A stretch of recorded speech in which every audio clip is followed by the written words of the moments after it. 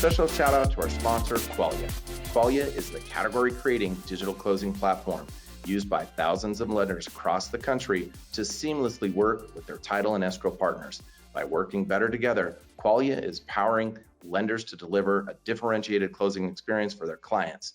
Through real-time communications, closing status updates, and workflow management, Qualia brings lenders together with home buyers and sellers, title and escrow agents, and real estate agents for a secure and seamless closing experience. Qualia is proud to have been awarded the Housing Wire Tech 100 Award for real estate, as well as CB Insights FinTech 250 Award.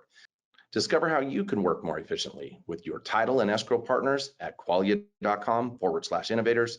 That's QUALIA.com/innovators.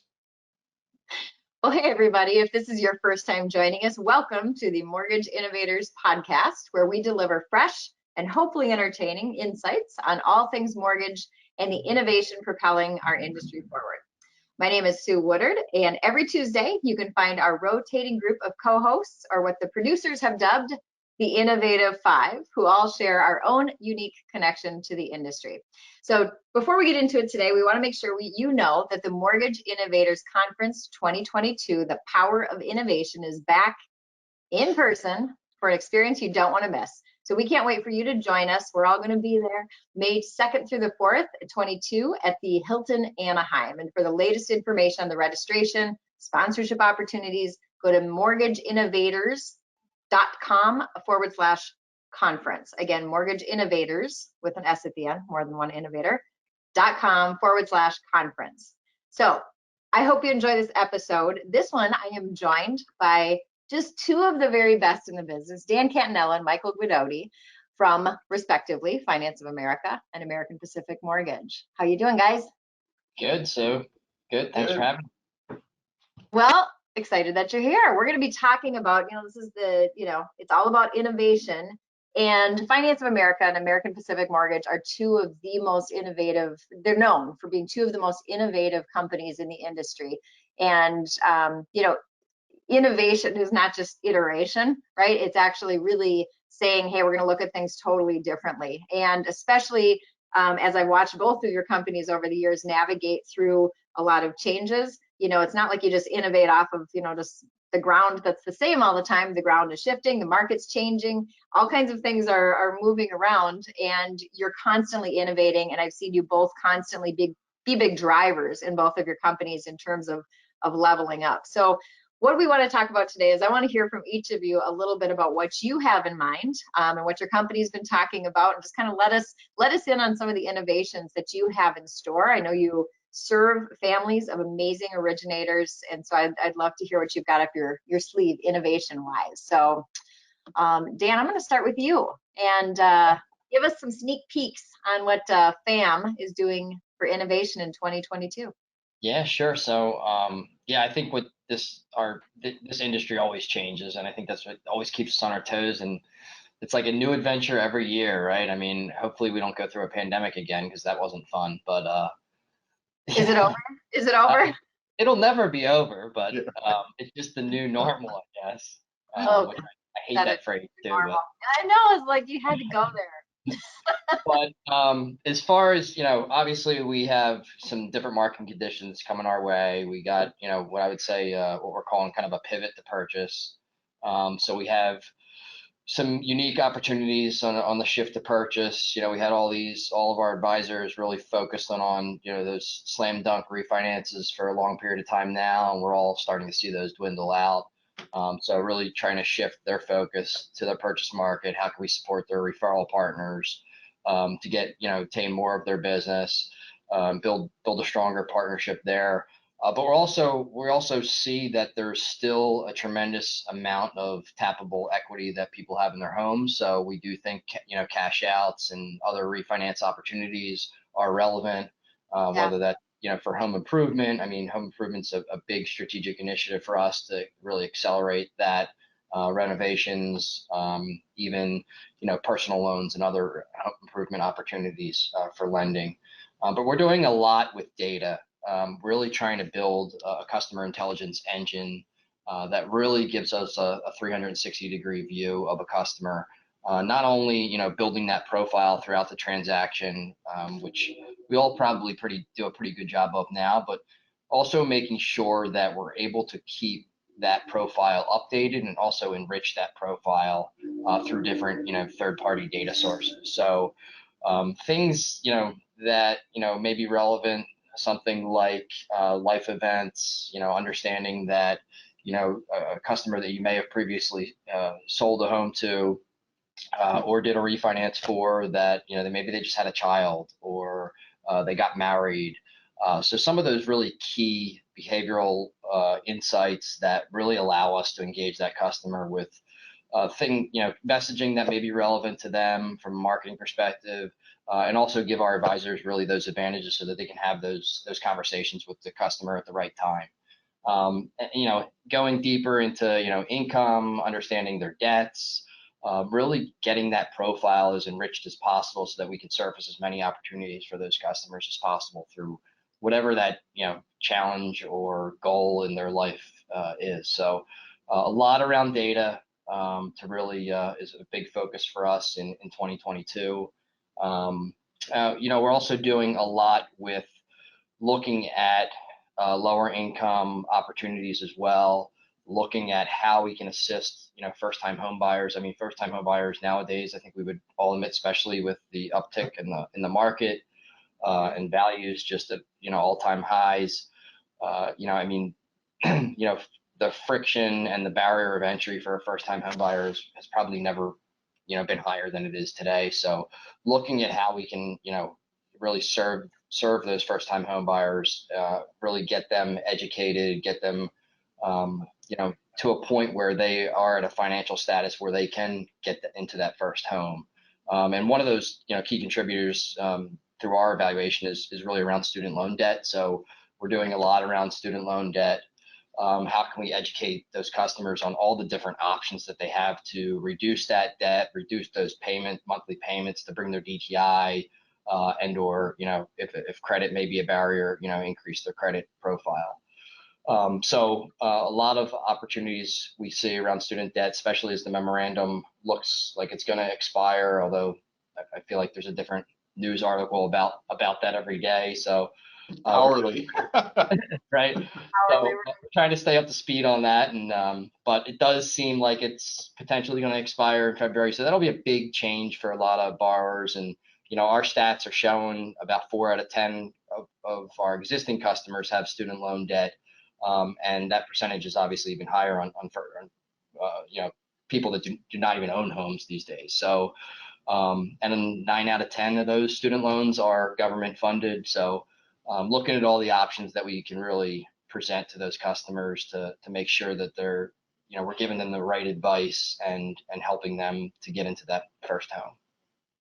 So you just touched on like so many things that are just such great topics. And I love that you talked about a customer intelligence engine, really, you know, looking at how do you get very rich data so that you have the right message at the right time, based on what's happening with life events. Because generally with, you know, we talk about that, you know, we're in a business of life events and stories. You know, when a big life event is happening, a marriage, a divorce, a baby, a new job, that's when people are a lot of times looking at their mortgage. And so I think that's brilliant that you're also providing a lot of color to the communications that the advisors can have, because you know, nothing hits you worse than when somebody's giving you a message, and I've had it happen, we probably all have, and it's completely inappropriate to where you are. And it's like, really, because like you've known me for 20 years and it's like, you should actually know more than to be delivering me this marketing message at this point. Sometimes the wrong message is, you know, is worse than just a general one. So yeah, it's really important to make sure that messaging's right. Yeah. And I want to ask you a question about the student loans, and then want to hear from Michael, both on his observations and some of what you've shared, as well as, you know, some of the cool things that I know APM has in store for next year as well. You know, that was a really interesting point that you brought up about the student loan debt. And obviously that's something that, you know, as Michael, you just said, it's like in the news hourly, like what's actually going to happen with this. But knowing it is such a big deal for first-time home buyers and even existing home buyers, are you looking at something to find creative products? Or is it more something where you're trying to help educate them on how they can try to refinance, pay down, pay off? Is it a combination of those things? Yeah, I would say we're trying to take a multi-tier approach, and give, I would say, be able to present options to customers. And we are looking at, purchase programs for first-time home buyers and lower income families that, may evaluate their income and or DTI at a different capacity than a traditional mortgage would. So, Bill Dallas is super passionate about, creating innovative products. So he's certainly leading the way in this regard. And there's some interesting things that Finance America is working on in that regard. Well, very cool. Can't wait to see more. And super passionate, I would say, is an understatement about anything relative to Bill Dallas. That's the truth. So, Michael, you also just have such an incredible leadership team at APM, of which you are a part. And so we'd love to, again, have you kind of pull back the curtain a little bit and tell us what you've been talking about for some of your innovative moves for 2022. Yeah, so sounds like a lot of times great leaders think alike. So I think some of the Finance America leadership team and APM leadership team are kind of right on that same path. Like Dan mentioned, the data aspect of it. I think again, over the last couple of years, right, there's been so much advancement in the data that's available, the data that we're bringing in, the way that we're able to leverage it. A lot of companies, like I know both Finance America and us, not just relying on other companies' development, but actually have our own in-house development to really help kind of take what we need and be able to build it out, based on our, customers. I think, but for us, a lot of it's going to be partnering that data from those existing kind of channels, taking the data from the various partners, not just the alerts for like life changes, but even, shopping activity, tools out there that we leverage where, we can even see where the borrowers are going. Are they going on to sites? What are the average number of days that they're going out and searching, doing Google searches on, mortgage products before they then go and do an application or pull credit with someone. And so, leveraging, the data that we've got between those, also too, some of the servicing companies out there getting way more advanced in, the payoff notifications, knowing when people are going on and even looking at what their payoff balances are, let alone requesting a payoff.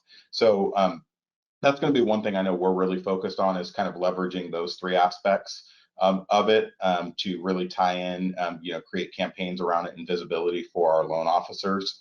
Around the the products, the affordable housing, student loan debt, same thing. We're definitely looking into that. I think for us, it's really all starting with education.